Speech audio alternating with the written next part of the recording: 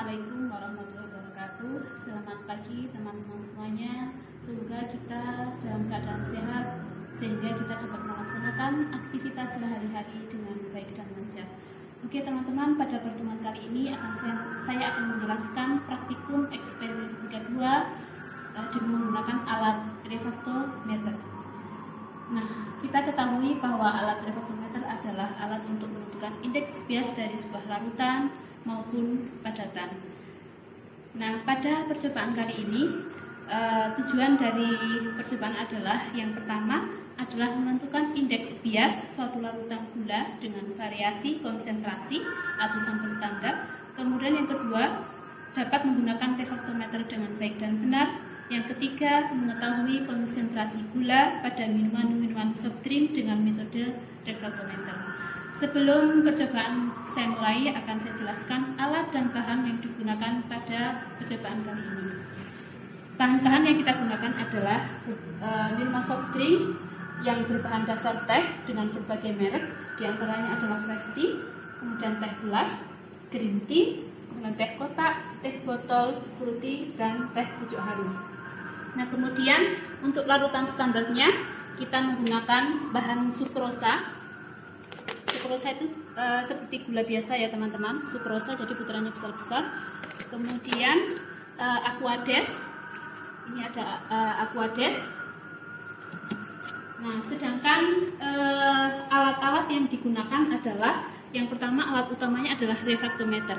Di dalam refraktometer ini ada beberapa bagian, diantaranya adalah di sini ada detektor suhu untuk melihat berapa suhu larutan yang kita berikan pada refraktometer. Kemudian ada dua wheel yang atas ini atau putaran yang atas itu digunakan untuk menentukan gelap terangnya skala indeks bias. Kemudian yang bawah ini adalah untuk menentukan besarnya nilai indeks bias. Kemudian juga ada bagian sampel, tempat sampelnya, di mana di sini bahannya adalah prisma. Nanti sampelnya atau larutannya kita letakkan di sini satu tetes saja. Kemudian di sini ada jendela yang kita buka, karena kalau tidak kita buka agar kelihatan berapa nilai indeks biasnya, itu harus ada pancaran cahaya dari luar.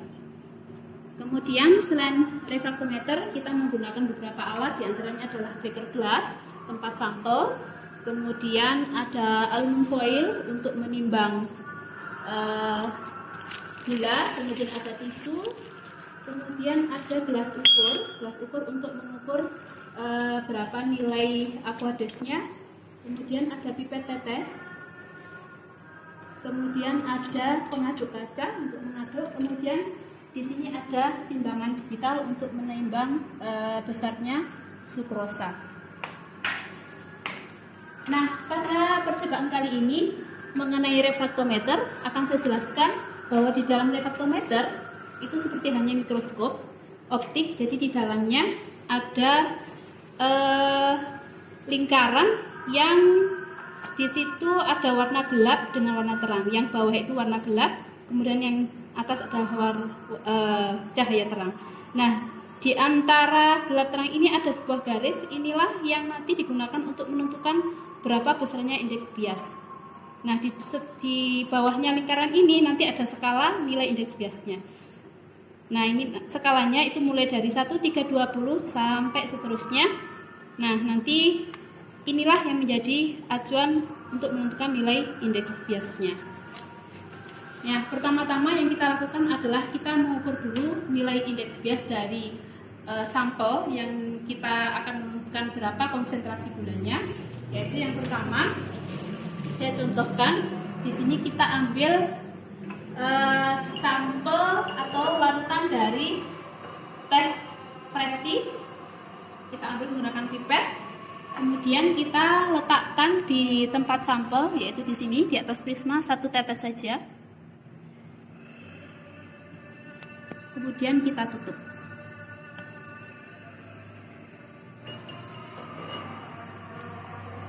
Kita tutup. Kemudian kita lihat ini dibuka dulu jendelanya. Kemudian kita lihat di dalamnya itu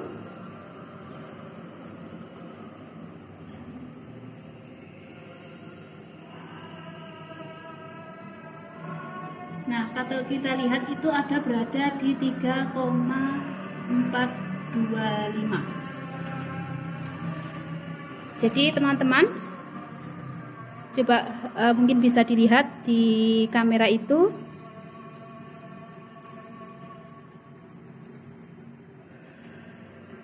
Kelihatan ada lingkaran ya teman-teman, ya warna hijau.